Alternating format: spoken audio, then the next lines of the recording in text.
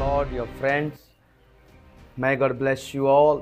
एक बार फिर से प्रभु यीशु मसीह के सामर्थ्य जलाली नाम में मैं आप सबका स्वागत करता हूं।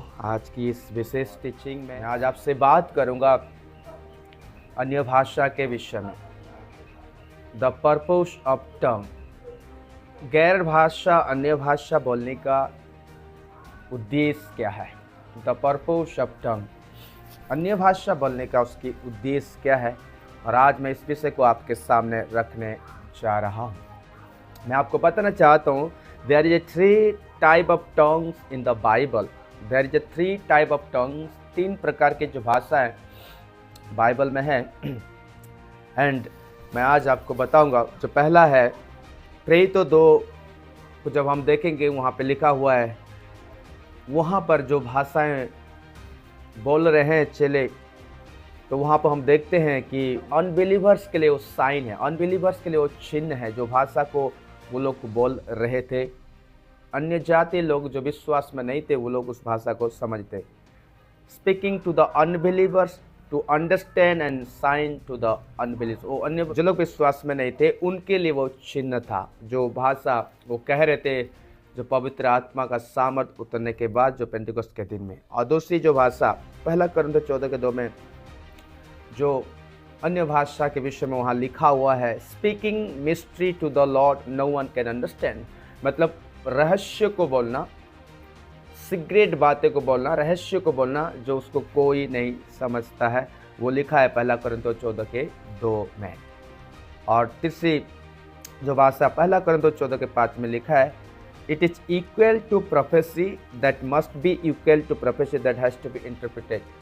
ये जो भाषा है ये भविष्यवाणी के साथ समान है, भविष्यवाणी के बराबर है, जो 1 कोरिन्थियों 4:5 में लिखा है। मैंने आपको बोला 3 प्रकार की। पहला जो भाषा है वो अन्य विश्वासियों के लिए, जो अन्य जाति लोगों के लिए, उनके लिए चिन्ह है। और दूसरा जो मैं बोला वो रहस्य बातें, जो 1 कोरिन्थियों 14:2 में लिखा है। और तीसरी जो भाषा मैंने बोला 1 कोरिन्थियों 14:5 में लिखा है, जब वो भाषा बोलते हैं उसका अनुवाद होना जरूरी है, इंटरप्रिटेशन होना बहुत ज़रूरी है। वो इक्वल टू प्रोफेसी, प्रोफेसी के साथ वो समान है वो भाषा। तो मैं आपको कहना चाहता हूँ, बाइबल में लिखा हुआ कि Bible says we pray in the spirit and with the spirit. प्रेरित पौलुस कहते हैं, इफिसियों 6:18 में लिखा हुआ है, 6:18 में लिखा है, हर समय और हर प्रकार से आत्मा में प्रार्थना और विनती करते रहो। हर समय और हर प्रकार से आत्मा में विनती करते रहो, आत्मा में प्रार्थना करते रहो। Praying in the spirit is not tongue, praise the Lord. Praying with the spirit is tongue. आत्मा में प्रार्थना करना, आत्मा के साथ प्रार्थना करना, आत्मा में प्रार्थना करना, ये अन्य भाषा नहीं है। आत्मा के साथ प्रार्थना करना वो अन्य भाषा है। जब हम आत्मा में प्रार्थना करते हैं, praying in tongue mostly in our own language, हम अपने खुद की भाषाओं में हम आत्मा में प्रार्थना करते हैं। मैं इसको आगे आपको समझाऊंगा। Praying in tongue with the spirit, आत्मा में प्रार्थना करना आत्मा के साथ, वो क्या है? गैर भाषा, जो अन्य भाषा जिसको हम कहते हैं, उस भाषा में हम प्रार्थना करते हैं आत्मा के साथ। पौलुस कहते हैं, I will pray with the understanding and with the spirit. प्रेरित पौलुस कहते हैं, मैं बुद्धि से भी प्रार्थना करूंगा, मैं आत्मा से भी प्रार्थना करूंगा और बुद्धि से भी प्रार्थना करूंगा। 1 कोरिन्थियों 14:5 में लिखा है। मतलब मैं आत्मा में भी प्रार्थना करूंगा, मैं बुद्धि से भी प्रार्थना करूंगा और मैं आत्मा से भी प्रार्थना करूंगा। मतलब I will pray with the understanding and with the spirit. जो पहला जो टंग है, जो पहला जो भाषा है, पहला प्रेरित 2 के जो में लिखा हुआ है, 2 के उस अध्याय में जो लिखा है 1 से लेके 4 तक, अगर आगे जब आप पढ़ेंगे तो वहाँ पे लिखा है कि ये साइन टू द अनबिलीवर्स, ये अन्य विश्वासियों के लिए चिन्ह है, अन्य विश्वासियों के लिए चिन्ह है। 1 कोरिन्थियों 14:21-22 में इस प्रकार लिखा है, यहाँ पे लिखा हुआ है 21-22 में, 1 कोरिन्थियों 14:21-22 को मैं पढ़ रहा हूँ।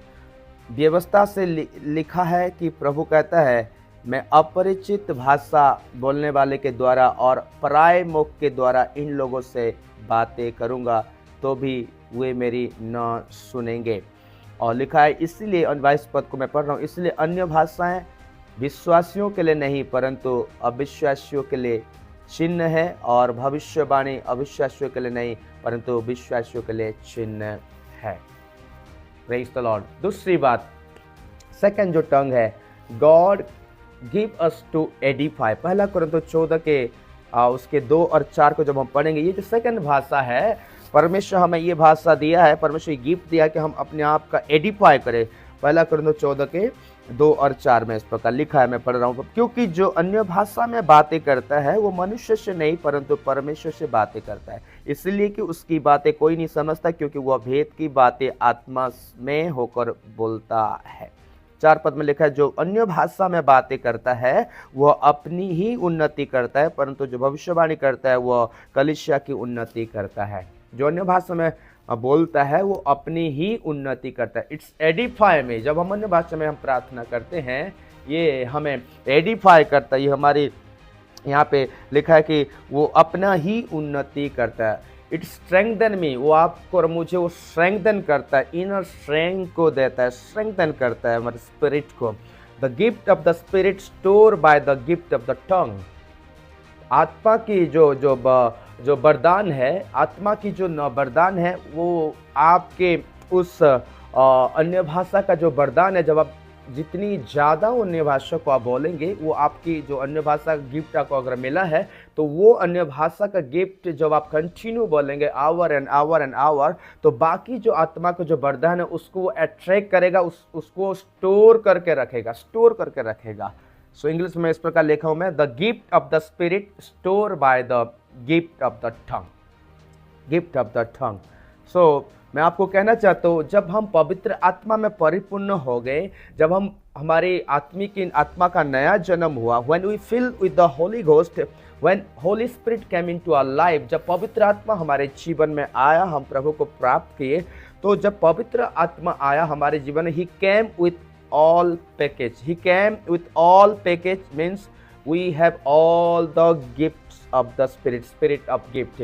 आत्मा की सारी वरदान हमारे अंदर है। जब पवित्र आत्मा आपके जीवन में आया तो वो पूरी पैकेज के साथ आया, पूरी फुल पैकेज के साथ आया, एक वरदान लेके नहीं आया, पूरी 9 वरदान के साथ वो आपके और मेरे अंदर में।